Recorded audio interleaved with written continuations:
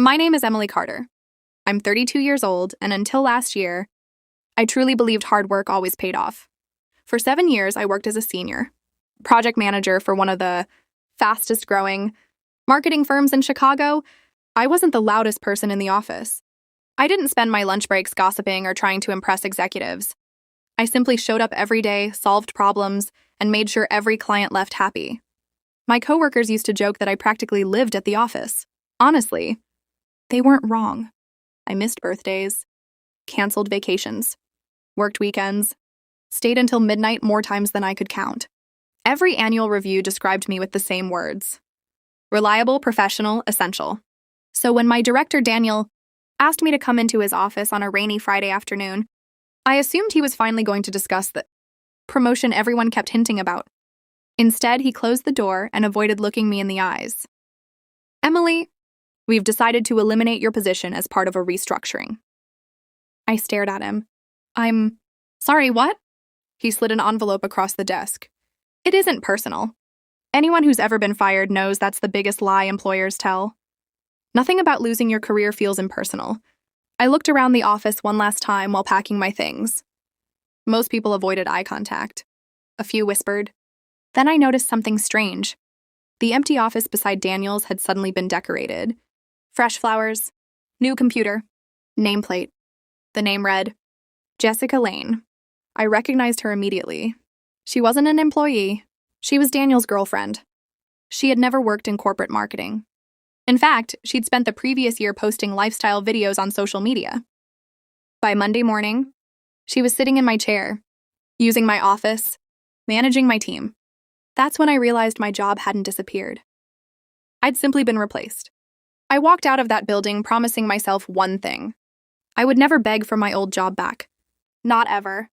The first month after losing my job was brutal. I questioned everything. Maybe I wasn't as valuable as I'd believed. Maybe 7 years meant nothing. But instead of feeling sorry for myself, I updated my resume, reached out to old clients, reconnected with former coworkers. Within 6 weeks, one of our biggest competitors offered me a position. Not only did they match my previous salary, they offered me a leadership role with full authority over strategic accounts. For the first time in years, people actually listened when I spoke. No favoritism. No office politics. Just results. And that's when everything started changing. Several clients I'd managed for years remembered me. They trusted me. When contracts came up for renewal, they followed me, one by one. I never asked anyone to leave my old company. I simply answered their calls honestly. Apparently, that was enough. 3 months later, industry rumors started spreading. Daniel's department was struggling. Deadlines were missed. Employees were quitting. Jessica had no experience managing million-dollar campaigns. She wasn't a terrible person. She was simply placed into a job she had never been qualified to do. And everyone else had to pay the price. Soon, former coworkers started messaging me. "Emily, you wouldn't believe what's happening. They've lost 4 major clients. The board is furious. Half the department is interviewing elsewhere." I wished everyone well, then returned to my own work. Because revenge wasn't something I planned. It was simply the natural consequence of bad leadership. 6 months after I was fired, my phone rang. Unknown number. I answered. "Hello?" A familiar voice spoke. "Emily, it's Daniel." I almost laughed. After months of silence, now he remembered my number. He cleared his throat. "I'd like to meet." Curiosity won. The next afternoon, we met at a quiet coffee shop. He looked different. Older. Tired, like someone carrying far more stress than he wanted to admit. After awkward small talk, he finally said it. "We need you back. Not, we miss you. Not, I'm sorry. Just, we need you." I smiled politely. "What happened to restructuring?" He looked down. "The company made mistakes."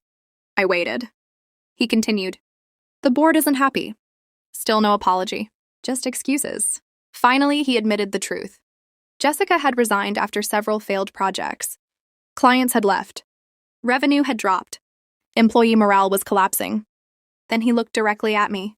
"We'll give you a raise." I asked one question. Why would I leave a company that respects me to return to one that replaced me without hesitation? He had no answer. Silence filled the table. Before leaving, I stood up, smiled, and said something I'd imagined saying for months. You didn't fire me because I wasn't good enough. You fired me because someone else was more convenient. Now you've learned the difference between convenient and indispensable. Then I walked away. I never looked back. A few weeks later, news spread across LinkedIn.